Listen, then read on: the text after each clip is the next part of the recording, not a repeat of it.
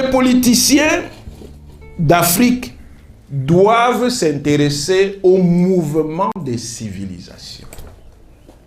Il n'y a pas de grande politique si les gens qui s'occupent du destin des collectivités, notamment des États et des nations, ne s'intéressent pas à la dynamique des civilisations. La politique, ça ne peut pas être que oye, NDPC oye, MRC oye, PC, c'est la politique de degré zéro.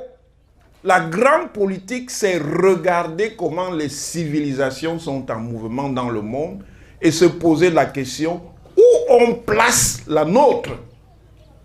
Comment la nôtre doit-elle se positionner pour être en position active et déterminante dans ce mouvement du monde?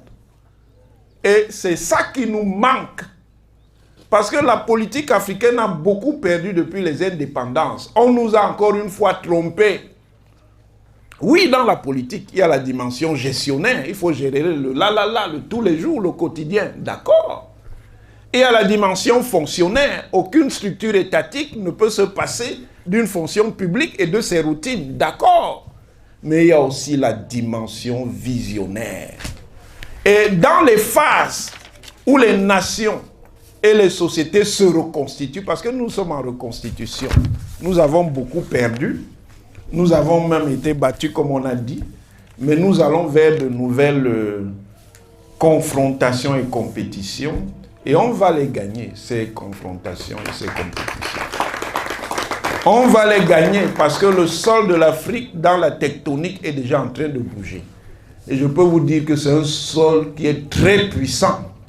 Très très puissant parce que la remontée de l'Afrique sera fulgurante. Et n'en déplaise, l'Afrique redeviendra bien le centre du monde. On vous vante la technologie américaine. Mais on ne vous dit jamais qui sont les gens qui concrètement sont derrière les inventions. Beaucoup sont des Africains américains. Beaucoup sont des Africains. Les Camerounais ne savent pas. Il y a une machine là qui est très sophistiquée là dehors dans le monde qu'on appelle le navigateur. C'est un système qui permet de gérer le fret dans les ports. Quand le Camerounais va voir avec son esprit de coloniser, il va dire ça, les Blancs sont forts, hein. Vous savez qui a inventé ça? C'est un Camerounais qui s'appelle Séverin Keuse. Le feu rouge, vous savez qui a inventé ça? C'est Granville Morgan, c'est un Américain noir. Beaucoup de choses. Il n'y aura pas de renaissance technologique en Afrique sans le partenariat des Africains américains, des Africains européens, dont beaucoup d'Africains qui viennent de nos pays. Je vous ai dit tout à l'heure qu'il y a au moins 50 000 à 100 000 ingénieurs camerounais qui font le bonheur des grandes puissances industrielles. Il est temps qu'ils fassent le bonheur de leur pays. Parce que les stratégies d'égoïsme, c'est fini.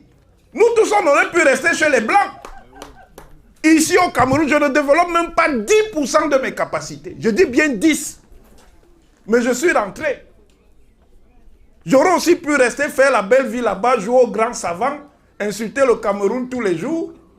Mais quand vous faites ça, qui va donc faire avancer le Cameroun? Qui va faire avancer le Nigeria? Qui va faire avancer la Côte d'Ivoire, la Zambie et tous les autres pays? Si vous restez aux États-Unis, en France et ailleurs, qu'est-ce qui empêche les dirigeants africains de décider que aucune partie du monde, je dis bien aucune partie du monde, quelle qu'elle soit, ne pourra être partenaire de quelques parties, de quelques pays, de quelques sous-régions ou du continent africain si elle ne passe pas d'abord par le niveau continental. C'est à travers ça que nous aurons la force de négociation pour rééquilibrer les partenariats et les contrats. Nous devons avoir une sécurité continentale. Pour moi-même, c'est d'ailleurs le premier signe de la démocratie.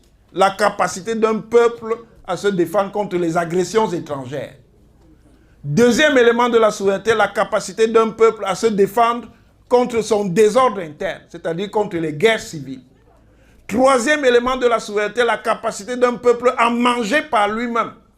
l'Afrique doit réinventer. Mais réinventer, ça ne veut pas dire qu'on va faire quelque chose qui, de manière absolue, n'a jamais existé. Ça veut dire qu'on va regarder ce qui a existé ici et ailleurs et on va organiser de nouvelles combinaisons. L'invention et les grands inventeurs, c'est souvent ceux qui respectent des traditions. Je vous remercie. Wanda,